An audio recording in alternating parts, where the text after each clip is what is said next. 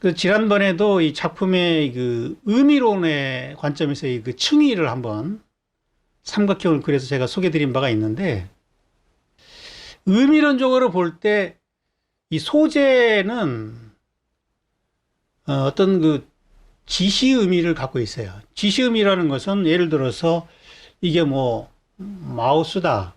그러니 마우스라는 거는 다른 뭐 필통이나 마이크나 뭐 리모컨이나 그런 것과 달리 이 대상을 지칭하는 용도의 지시 의미인 거죠.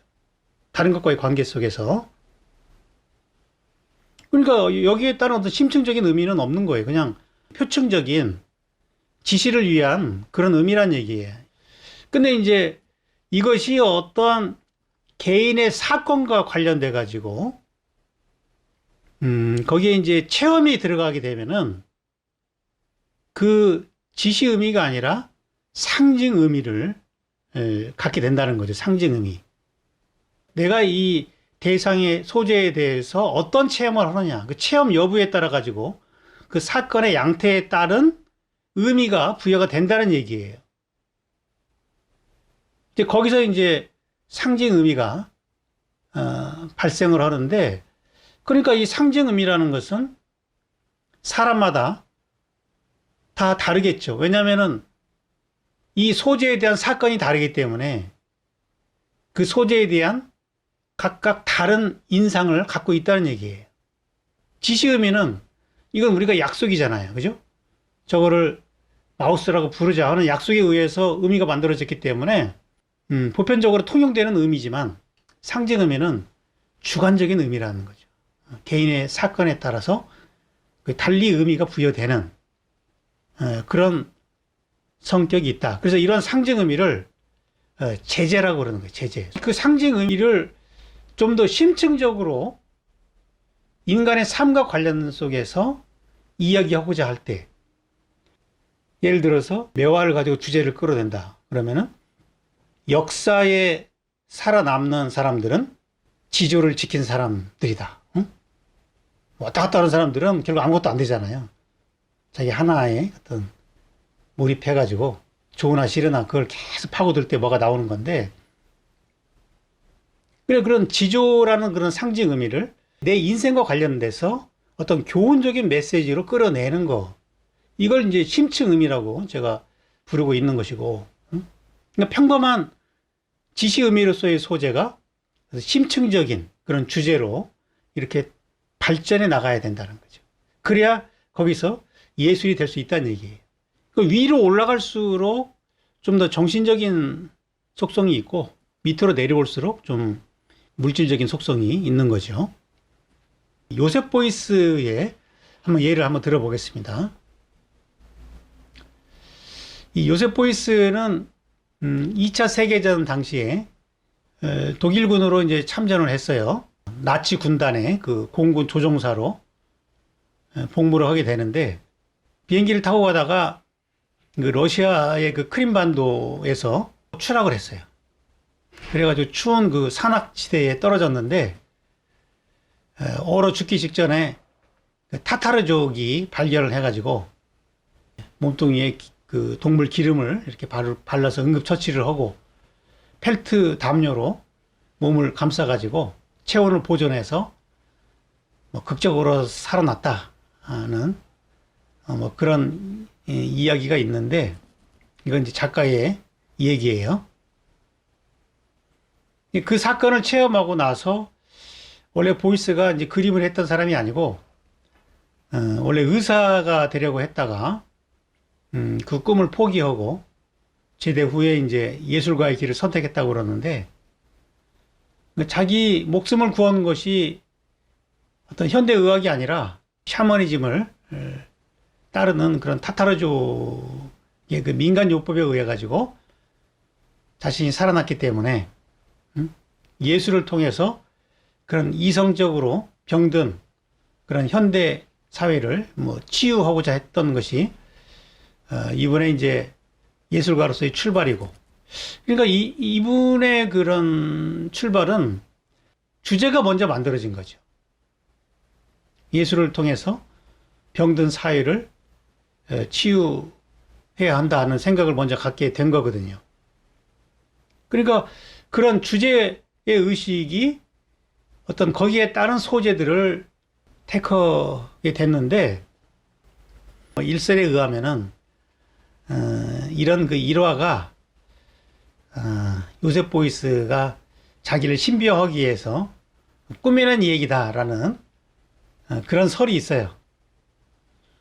이제 그 비행기 추락한 것까지는 그건 팩트인데, 이제 그 타타르족이 자신을 뭐 이렇게 기름으로 발라서 민간요법을 하고 또 담요를 싸서 자기 생명을 구해냈다, 이 얘기는 좀 사실과 다르다는 그런 설도 있습니다. 어떤 분은 이게 그 다음 날인가, 추락 다음 날인가, 야전 병원에 실려가서 거기서 치료를 받았다, 이렇게 주장하는 사람도 있더라고요. 아무튼 뭐 정확한 사실을 확인할 길은 없지만, 그러나 요셉 보이스는 그러한 어떤 사건을 전략적으로 활용한 거는 사실이에요. 예술의 모티브로서 활용한 거죠.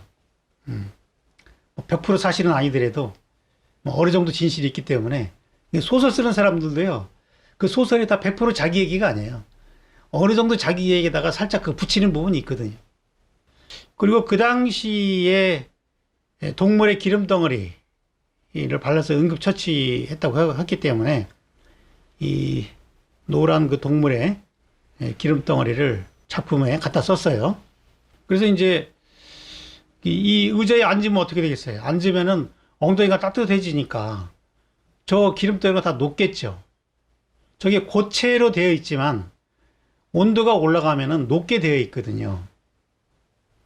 그러니까 저 의자에서 요셉 보이스는 우리의 그 내장기관, 우리 저기가 의자에 앉으면은 우리 내장기관이 소화가 되면서 배설이 되잖아요. 따뜻한 우리 배 안에서 그런 그 화학적인 변화 과정이 일어나는 그걸 이제 상상하게 한 거죠. 그래서 이제 요셉 보이스에게 저런 그 지방 덩어리라는 것은 저기 실용적인 그 지시 의미를 갖는 것이 아니라 어떤 생명의 유동적인 변화를 상징하는 거죠. 왜 그런 상징 의미가 되느냐? 어떻게 저 기름 덩어리가 생명의 어떤 순환작용, 유동적인 변화를 어떻게 의미할 수 있느냐? 이거는 요셉 보이스의 체험과 관련이 있는 거예요. 그 체험이 그 의미를 부여한다는 얘기예요. 그러니까 우리는 저 작품을 보고 저거를 그렇게 생각할 수 있는 사람은 없어요. 그러니까 작품이 이해가 안 되는 거죠. 이해가 안 되는 게 당연한 거라고요. 저걸 이해하려면 작가의 얘기를 들어보고 작가의 삶 속에서 저게 어떻게 상징 의미를 갖게 됐는지를 파악해야 되는 거죠. 결국 어떤 작가의 어떤 삶이 중요하다는 얘기고, 그런 작가의 체험이 없다면은 그런 상징 의미를 갖기가 어려운 거죠. 뭐 다른 작품들도 마찬가지예요. 이분이 만든 이런 펠트 천을 이용한 작품들이 있거든요. 이거는 이제 자기가 이제 추락했을 때 자기가 말했던 그 일화를 그대로 재현하는 거잖아요. 담요, 응? 썰매, 뭐 타타르족이 이제 썰매로 자기를 운송했다는 건데, 이 타타르족이 몽골리안입니다. 몽골리안. 우리나라 좀 혈통이 좀 비슷해요. 몽골리안이라서. 그래서 샤먼적인 그런 전통이 강하거든요. 그러면서 이제 그런 샤머니즘에 대한 어떤 그때 이해가 생겼다는 건데, 그래서 이제 이런 펠트 천을 이용한 뭐 옷을 만든다든지, 이런 펠트 천으로 뭐 피아노 같은 걸 쌓는다든지, 벽에 이렇게 설치한다든지, 이런 작업들을 했거든요. 근데 이런 소재가 갖는 상징 의미라는 것은 어떤 생명의 어떤 순환과 유동적인 변화, 이런 걸 상징한다는 거죠. 옷이라는 지시 의미를 갖는 게 아니라는 얘기죠. 치유의 개념이 여기에는 들어가 있다. 그래서 이런 그 작가의 어떤 삶을 잘 들여다보고 거기에서 어떤 상징 의미를 끌어낼 수 있을 때 이게 이제 주제로 발전할 수 있는 가능성이 있다는 얘기예요. 지금 사용하고 있는 그런 소재들을 점검을 하시고 과연 그 소재들이 어떤 상징 의미를 내가 부여할 수 있을 것인가, 내 삶과의 관계 속에서 그 부분을 점검해 보라는 얘기예요. 거기에서 뭐가 안 나온다면은 소재를 바꾸는 게 좋겠죠.